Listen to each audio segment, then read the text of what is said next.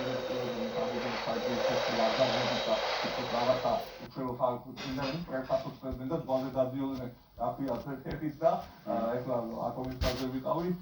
წინვალე სამშაბათს შობის ხატი თავისით მოვიდა ზღვაზე და წინა გაბრიელი